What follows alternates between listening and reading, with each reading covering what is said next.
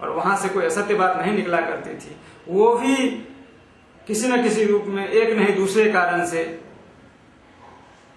आसक्ति में लिप्त हो गए हैं और वो सत्य के खिलाफ बोलने में अपने आप को सक्षम नहीं समझ रहे हैं या फिर डर है किसी बात का। क्योंकि जब साधु गंगा के साथ दुर्व्यवहार ऐसा करें, यहीं से दुर्गति हो रही हो, तो फिर वो भी सोचना होगा कि वो साधु हैं या अपनी मर्यादा को खो रहे हैं। ये तो आप लोग देखिए, आप लोग सक्षम है इस बात को उठाने में, क्योंकि कोई कर्तव्यच्युत हो रहा है तो उसके कर्तव्य का भान दिलाना भी आप लोगों का कर्तव्य है। अक्सर तो हम ये माना जाता है सन्यासी दुनिया से परे रहकर जंगलों में पहाड़ों में अपनी साधना करते हैं। आपके यहाँ तो कंप्यूटर भी सीख रहे हैं और वीडियोग्राफी भी और तरह तरह के मॉडर्न गैजेट्स भी सीखते हैं, और हालांकि कुटिया है बिल्कुल ही सादी, तो ये कैसे मेल बैठ रहा है? अब देखिए, जब मातृ सदन वहाँ बना था जहाँ से आप लोग आ रही हैं, तो बगल में 7-8 स्टोन क्रशर चला करते थे। स्टोन क्रशर था तो वो जंगल, लेकिन जंगल में हम कैसे ध्यान कर पाते? शांति तो चाहिए ध्यान के लिए।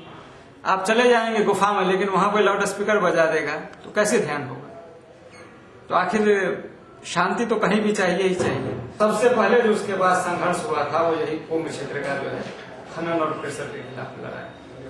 तो ऊपर से लेकर नीचे तक गंगा मैया के साथ बलात्कार होता है, तो आप इतना छोटा कार्य क्षेत्र क्यों चुना? उसमें एक कारण है, कहा जाता है कि पहले तो कहीं न कहीं केंद्र बनाना ही पड़ेगा। अब हम जिस घर में रह रहे हैं, पहले तो उसके आसपास ही सफाई करनी पड़ेगी, उसके बाद हम एक दायरा बढ़ता जाएगा। हमारा उद्देश्य गंगोत्री से लेकर गंगा सागर तक पवित्र गंगा जल, जो कि पहले पिया करते थे हमारे पूर्वज, हम भी उसको पान करने योग्य बनाएंगे, ये संकल्प है। कितने दिन हो गए आपके उपवास को? 87वां दिन। स्वामी दयानंद जी ने ही 2009 में 3 दिन का अनशन किया था। अच्छा। और इस अनशन के बाद जब सरकार ने नहीं सुनी थी, तो आखिर के 4-5 दिनों में इन्होंने अपना पानी वानी सब बंद कर दिया था। इनकी तबीयत बहुत खराब हुई, उत्तराखंड सरकार झुक गई और डॉक्टर उमाकांत पवार, कमिश्नर गढ़वाल मंडल ने स्टेट को एक ऑर्डर दिया 7 मार्च को कि अजीतपुर मिश्रपुर घाट में खनन बंद कर दिया जाए। लेकिन 2009 के उस दिन के बाद से इतने सारे षड्यंत्र और ये सब हुए हैं कि जिसका नतीजा ये है। इनका संकल्प इतना अधिक था, इन्होंने पानी 6 दिन तक पानी नहीं पिया। मैंने कहा किडनी फेलियर हो जाएगा, ये सब चीज हो जाएगी। गवर्नमेंट तब घबराई, तब एडीएम आए और रिक्वेस्ट की कि कुछ रास्ता निकालो। मैंने कहा आपने निकाल के जब जेल में निकाल के फेंका है तो रिस्पॉन्सिबिलिटी आपकी है। अब कैसे लेके जाएंगे दोबारा, अब कैसे उठाएंगे? मैंने कहा ठीक है, आश्रम में आप इंतजाम करो।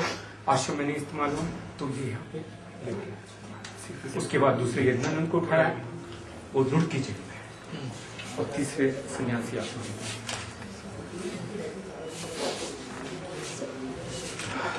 हमें लगता है कि आपके आने से इस सरकार को समझ में आएगा और ये जंगल और नदी बचे। हमारे सामने में गंगा है, या देवभूमि है, हरिद्वार की नगरी है, और आपको सामने में हो तो कृपया 1 किलोमीटर सामने चले जाइए। ये लोग देखे हुए हैं गंगा की क्या दुर्दशा हो रही है।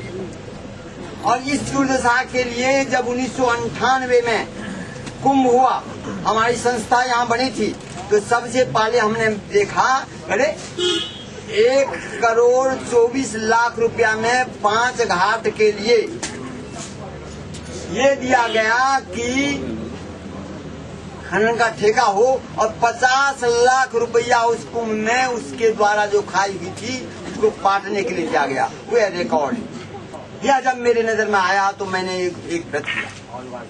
उस व्रत का आपको प्रमाण दे रहा हूँ। उस व्रत में मैंने 3 व्रत लिया था कि कुंभ क्षेत्र को खनन वर्जित करो। ये आदेश मिल गया कि हरिद्वार में कहीं भी गंगा से ट्रैक्टर नहीं जाए। उसका पालन एकमात्र अभी जगजीतपुर में जहाँ पर हम हैं वहाँ हुआ है, और कहीं नहीं हुआ है। आदेश पर आदेश है, कोई पालन करने वाला नहीं।